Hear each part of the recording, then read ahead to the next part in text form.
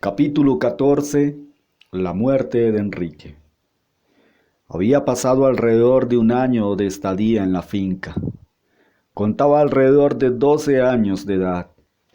En ese tiempo en el campo, donde la mente no recuerda si era sábado o domingo, por el camino venía la figura alargada de mi hermano Enrique, caminando por la sabana entre el paisaje colorido de los árboles y las fragancias que extendía los campos floridos. Ya era otro tiempo, él iba menguando en su edad y en su temperamento. En cambio, Eduardo y yo íbamos creciendo y aquel susto de antes había desaparecido. No era tiempo de correr a escondernos y huir de su presencia. Los perros salieron corriendo, latiendo.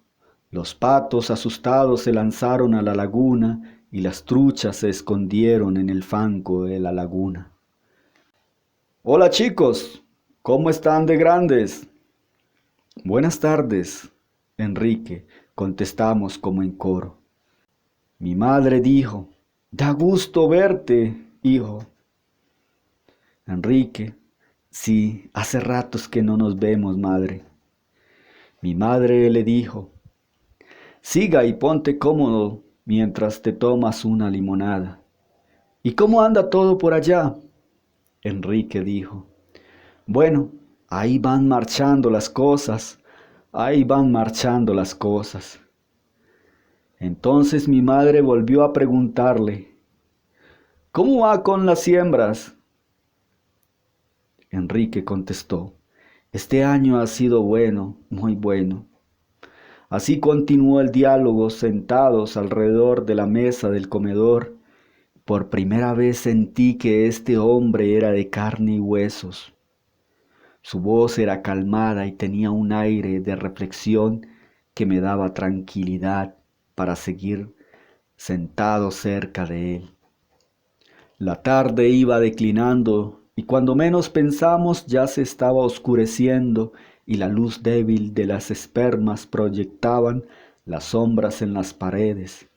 Mi mente no registró el diálogo entre Miguel y Enrique, pues debió caracterizarse por ser trascendental, algo que va más allá de lo terrenal, pues desde que recuerdo, Miguel ha citado la Biblia, el libro por excelencia, y algo debió hablarle de él, del Dios personal del cual él cree. Esa noche Enrique partió aproximadamente a eso de las 9.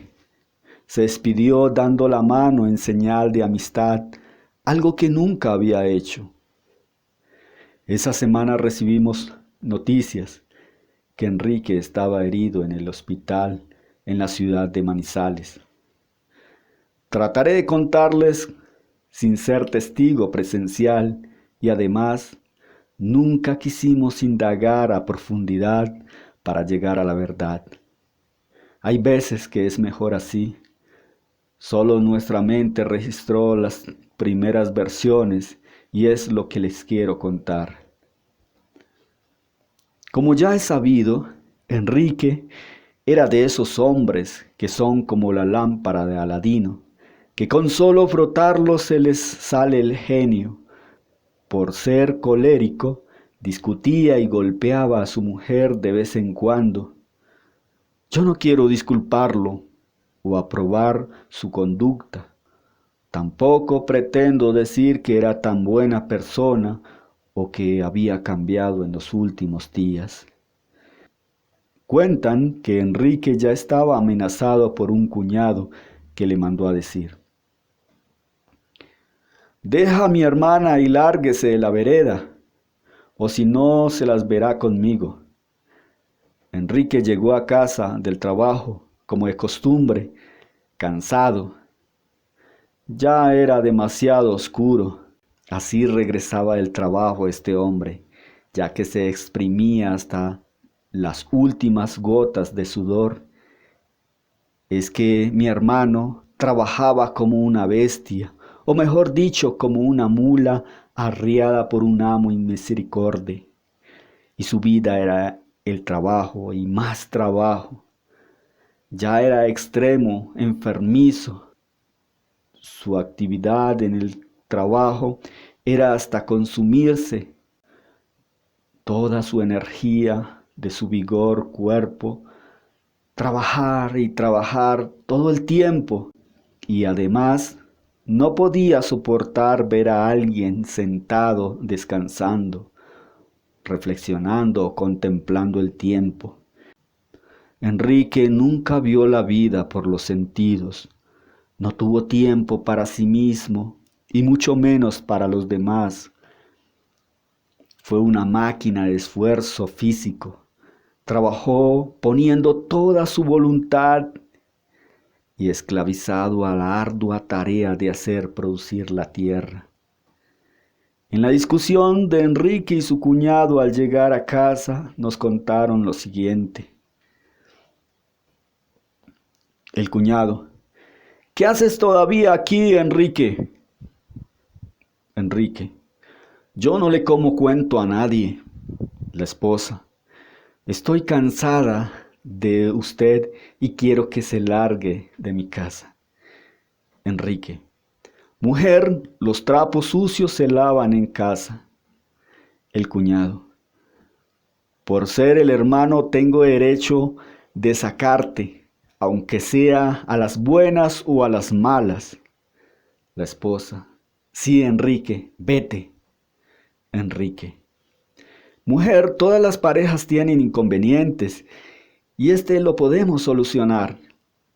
El cuñado: pero yo quiero que te largues y dejes en paz a mi hermana. Enrique: haz lo que quieras, cuñado, pues esto no es contigo. Enrique dio por terminada la conversación, se levantó de la silla y partió a su habitación. De repente se escuchó un balazo y Enrique cayó al suelo boca abajo. Las balas del tiro de la carabina florecieron en su espalda y varias de ellas se incrustó en la columna vertebral. El cuñado y su hermana no eran criminales, eran tan solo agricultores trabajando las tierras que recibieron de herencia en la muerte de su padre. Hoy que lo pienso, debió ser un susto de esos que hiela la sangre. No sabría qué pensaron o planearon. Lo cierto fue que buscaron a un vecino de los pocos que tenían carro y lo trasladaron a la ciudad de Honda, Tolima, y allí lo dejaron en el hospital. No quiero disculparlos ni tampoco condenarlos. En esos acontecimientos de tragedia que llegan de repente, por iras retenidas y que explotan en los momentos menos indicados, para esta mujer como esposa debió ser muy doloroso el cargo de conciencia que debía llevar por el resto de su vida, pues las decisiones y arranques de ira traen consecuencias y son como los lunares cuando aparecen en el rostro, son difíciles de borrarlos. Lo que se supo de la exmujer de Enrique es que había vendido sus tierras y fue para la capital, y allí un hombre la enamoró, malgastaron su fortuna y quedando sin dinero y abandonada, vivía como empleada trabajando en quehaceres en casas de familia. El cuñado, siendo de los hermanos que más le había correspondido herencia, con el tiempo lo perdió todo, hasta llegar a ser un simple trabajador en las fincas de la región, y pasado 15 años fue condenado a estar tras las rejas 4 años. Para algunos, la vida se asemeja a una ruleta en la cual das vueltas y vueltas.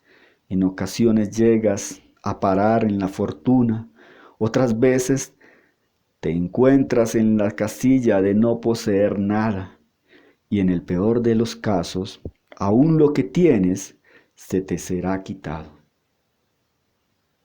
Cuando nos llegó la noticia que Enrique estaba herido, mi madre partió a la Dorada Caldas Y cuando regresó, pasado la semana, estos fragmentos es lo que recuerdo que mi madre dijo. Mi hijo quedará en silla de ruedas, pues varios perdigones de la bala le destruyeron su columna vertebral. Después que lo llevaron en el hospital en Honda, los médicos lo remitieron al hospital de Manizales y allá se encuentra estabilizado. Estos acontecimientos no me eran tan dolorosos o preocupantes como lo era para mi madre, ya que la vida transcurría en mis quehaceres en la finca e ir a la escuela a 2 horas de camino, bajando la colina y 3 subiendo de la escuela de vuelta a casa. Pues éramos buenos atletas, recorríamos 5 horas diarias en el ejercicio de correr y caminar, no por satisfacción propia, era más bien la única opción por querer seguir estudiando y terminar la primaria en la escuela rural.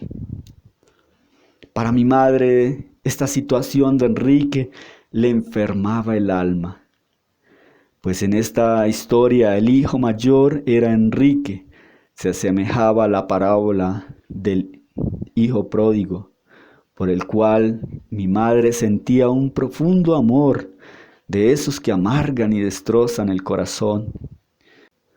Mi hermano Enrique fue remitido a la Dorada y mi madre viajaba constantemente a verlo, lloviera, tronara o relampagueara, y sacaba el dinero de donde fuera. Así es el amor de madre. Pasados 2 meses, escuchamos en la emisora que sintonizábamos en la finca, el cartero musical. El locutor decía: se solicita a la familia Gaitán que se haga presente en la Dorada Caldas, urgente, de carácter urgente. Este aviso fue repetido por 3 veces y estoy seguro que mi madre no pudo cerrar los ojos esa noche. El otro día partió muy temprano, con la zozobra de no saber a ciencia cierta por qué este llamado de urgencia. ¿Sería acaso noticia de Enrique o le pasaría algo a su hija Amparo o quizás malas noticias de Yolanda? Mi madre partiría con las manos en el corazón angustiado, con la incertidumbre de no saber el presente ajeno ni el futuro próximo. Al regresar mi madre de la Dorada Caldas, después de 5 días de su ausencia en la finca, nos traía las noticias de los acontecimientos pasados. Y esto es lo que escuché decir a mi madre. Cuando llegué a la Dorada Caldas con la carga de pensamientos que se iban acumulando en las 4 horas de viaje, allí me estaban esperando Amparo y los demás familiares. Me dijeron que Enrique ha pedido despedirse antes de partir. Al entrar en la habitación, allí estaba mi hijo, sumido en una cama. Me acerqué, tomé su mano, hizo esfuerzo para expresar palabras, mas no pudo pronunciarlas. Tan solo apretó mi mano como en señal de agradecimiento. Ya estaba agonizando. En el hospital en Manizales, los médicos no le sustrajeron la bala de su columna y lo enviaron a casa para tener un reposo para la cirugía que sería en 3 meses. No aguantó. Yo sé que se quiso morir al visualizar un futuro postrado en una cama o en una silla de rueda. Era quizás demasiado para un hombre que pensaba ser autosuficiente e independiente sin deberle favores a nadie. Esa noche se podía palpar el frío de la muerte. Sus quejidos de dolores no cesaron hasta el otro día. A eso de las 9 de la mañana exhaló su último respiro. En sus últimos esfuerzos se carcomió por dentro, lanzando bocaradas de sangre de un olor putrefacto, a carne y sangre podrida, un hedor insoportable. En el día del velorio llegó mi hija Yolanda. Traía un vestido blanco. Estaba en los últimos días de embarazo. Al llegar a la puerta de la casa y ver el ataúd alumbrado con la luz de los cirios, su mente se trastornó pensando que era su querida madre, que yacía inerte en el ataúd. Corrimos a ayudarla y a tranquilizarla. A Yolanda también le dio muy duro la muerte de Enrique. Ella realmente también le amaba. Oímos estas palabras de los labios de mi madre. La mala noticia era desconsoladora. Yo no presté atención al rostro de Eduardo y de Miguel, y creo que cerré hasta los oídos, pues algo estaba germinando en mí a los 12 años, y es que los hombres deben ser fuertes y no llorar, pues las calamidades, enfermedades, angustias y dolor del alma llegan y pasan siempre delante con su aire frío, y debemos dejarlos donde están en el tiempo pasado.